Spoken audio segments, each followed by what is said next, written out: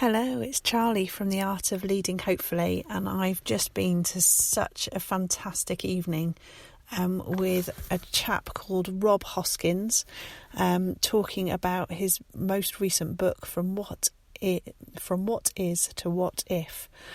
And the strapline is Unleashing the Power of Imagination to Create the Future We Want. And it was so inspiring. If you could encapsulate the art of leading, hopefully, in kind of one way or one summarise it, it was just, it really, well, it's certainly, there's a lot of synergy between what he's doing and my intention for the work that I'm doing. I just wanted to share with you some of the chapter headings from his book because I just found them so incredibly inspiring. And it was, I think the things that really grabbed me were that even in this challenge, even in this time of real challenge, there's such opportunity to imagine our way out of it and actually to be really creative and really playful and have some fun with some possibilities. And that felt like a real permission giving to me and a real opportunity, and I really loved it. It really resonated and I came away feeling very enthusiastic and enthused. So the introduction: what if things turned out okay? I mean, how wonderful is that? Let's just imagine for a moment that things turned out okay. He does a wonderful video that I've shared in my Facebook group of what the world would look like, smell like, sound like if we did reach carbon neutrality by 2030. And that whole idea that actually we could have reached the tipping point. We could be in a place where we've got enough people who are interested in doing things differently, and we may already have reached that point. You know, we've had these massive climate action campaigns down in London and across the world, and maybe there's enough of a will that we are actually on the home straight in a sense, rather than continuing to push our boulder up a hill, as he described at one point. So how do we get to that place? So he's got some suggestions. What if we took play seriously? What if we considered imagination vital to our health? What if we followed nature's lead?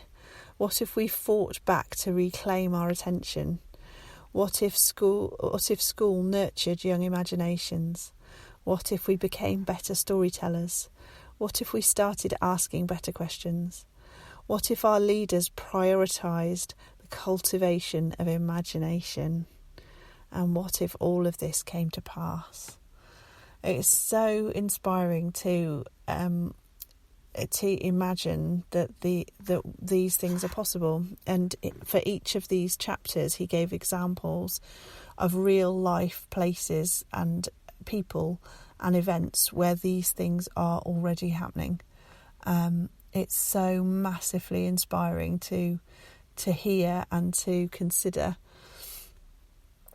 And it was just lovely to hear where it's already in existence.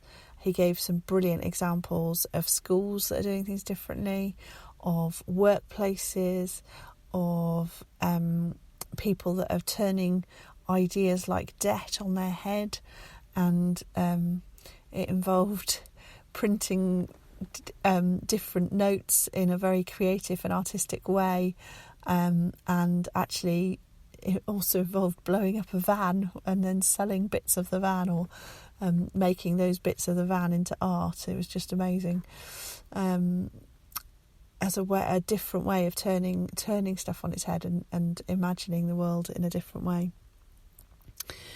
So I just came away feeling like there are more possibilities, there's more potential, and I love the idea of like imagine cafes around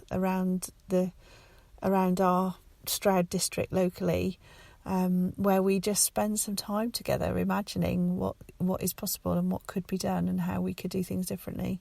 And from those ideas, from those little sparks, some magic may emerge. So I'll leave it with you to have a think, or to have some space to imagine. He talked quite a bit about being bored and being on the edge of boredom, and then allowing that place of boredom, because that's where the daydreaming happens, that's where the creativity comes in. And we are so quick just to pick up our phone and look and scroll and just check our emails or check our social media.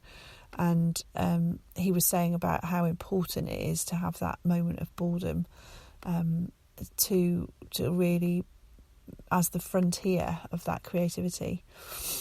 So maybe just give yourself some time to be bored and explore how that works and explore what that's like, and see what emerges for you. I'd love to hear. Thank you ever so much for listening. Take care, and I'll speak to you soon. Bye-bye.